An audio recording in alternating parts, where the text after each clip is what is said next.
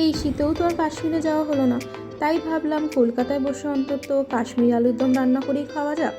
এই বাঙালি কিন্তু ফুটবল লাভারের পাশাপাশি আলু লাভারও। হ্যাঁ, এমন কিন্তু খুব কম বাঙালি খুঁজে পাবেন যার আলু পছন্দ নয়। এই একটা আলুকে নিয়ে যে বাঙালির কত এক্সপেরিমেন্টই না হয়। আর এই কাশ্মীরি আলুর দমের জুটি কিন্তু শুধুমাত্র লুচির সাথে নয়, ইনি যে আরও কতজনের সাথে জুটি বানিয়ে রেখেছেন, যেমন ফ্রাইড রাইস, পরোটা, রুমালি, আরও কত কী। তাই তো ঠিক করলাম এই শীতকালে কাশ্মীরি আলুর দম তো বানাতেই হবে।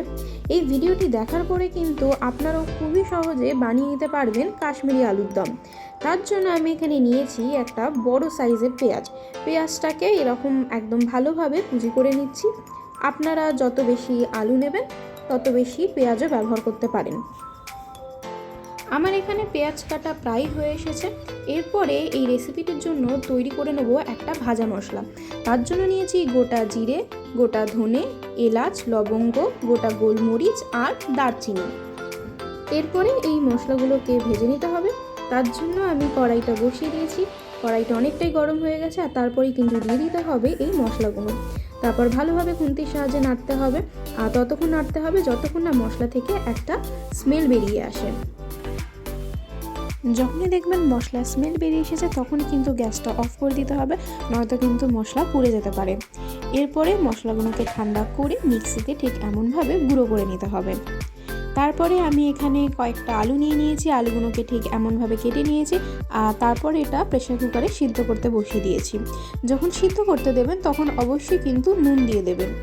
এরপরে আমাদের আলুগুলো সিদ্ধ হয়ে গেলে এইগুলোকে আমরা একে একে ভেজে নেব।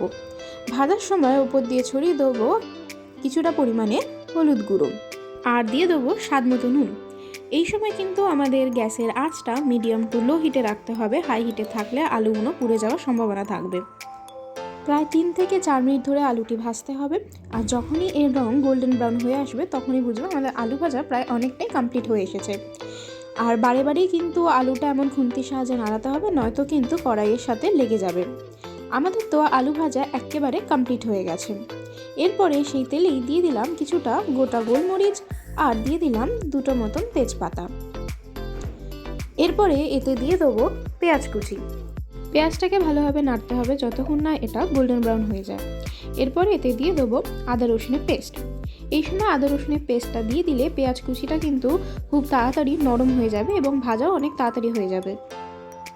আমাদের কিন্তু পেঁয়াজটা প্রায় গোল্ডেন ব্রাউন হয়ে এসেছে। এরপরে আমি দিয়ে দেবো কিছুটা গুঁড়ো মশলা, যেমন দিয়ে দিয়েছি হলুদ গুঁড়ো আর লঙ্কা গুঁড়ো। যখন মশলাগুলো অ্যাড করব তখন কিন্তু গ্যাসের আঁচটা একদম লো হিটে রাখতে হবে, নয়তো মশলা পুড়ে যেতে পারে। এরপরে সামান্য জল দিয়ে মশলার সাথে পেঁয়াজটা ভালোভাবে কষতে থাকবো। আমাদের মশলা কষা কিন্তু প্রায় হয়ে এসেছে। যখন দেখবেন মশলা থেকে এমন তেল বেরিয়ে এসেছে তখনই বুঝবেন আমাদের কিন্তু মশলা কষা কমপ্লিট হয়ে গেছে। এরপরে আমি এখানে একটা পেস্ট দিয়ে দেবো, যেটি কাশ্মীরি আলুর দমের জন্য খুবই ইম্পর্টেন্ট। সেটি হচ্ছে টক দইয়ের পেস্ট। প্রথমে টক দইয়ের জলটা ঝরিয়ে দিয়েছি এবং তাতে দিয়ে দিয়েছি আমি কিছুটা পরিমাণে গুঁড়ো লঙ্কা। ব্যাস, তারপরে সেই পেস্টটা দিয়ে দিলাম। আর এই মশলাটা কিন্তু খুব ভালোভাবেই টক দইয়ের সাথে ফেটিয়ে নিতে হবে। আবারও কিন্তু মশলাটা এই পেস্টির সাথে ভালোভাবে কষে নিতে হবে। আর এরপরে কিন্তু আমি দিয়ে দেবো আমাদের সেই ভাজা মশলাটা। আমি এখানে 1.5 চামচ মতো ভাজা মশলাটা ব্যবহার করেছি। আপনারা কিন্তু আপনাদের আলুর পরিমাণ অনুযায়ী ভাজা মশলাটা ব্যবহার করবেন। এরপরে এতে দিয়ে দেবো স্বাদ মতো নুন। অবশ্যই নুন দেওয়ার সময় বুঝে শুনে দেবেন, তার কারণ অলরেডি কিন্তু আলু ভাজার সময় এবং সিদ্ধ করার সময় নুনের ব্যবহার করা হয়েছে। এরপরে 10 থেকে 15 মিনিটের জন্য ঢাকনা চাপা দিয়ে রান্নাটা কিছুক্ষণ হতে দিতে হবে।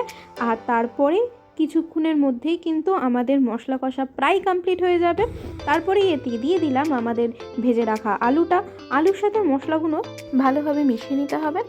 এরপরে দিয়ে দিতে হবে কিছুটা পরিমাণে জল, এবং আবারও ঢাকনা চাপা দিয়ে রান্নাটা কিছুক্ষণ হতে দিতে হবে, যাতে মশলাটা ভালো করে আলুর সাথে মিক্স হয়ে যায়।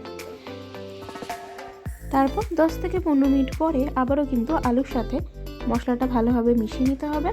দেখতেই পাচ্ছেন আমাদের এখানে 80% রান্না প্রায় কমপ্লিট হয়ে গেছে।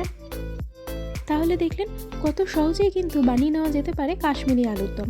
এবারে কিন্তু বিগিনার্সরাও এই ভিডিওটি দেখে বানিয়ে নিতে পারেন এই টেস্টি রেসিপিটা। আমার তো রান্না প্রায় কমপ্লিট হয়ে গেছে।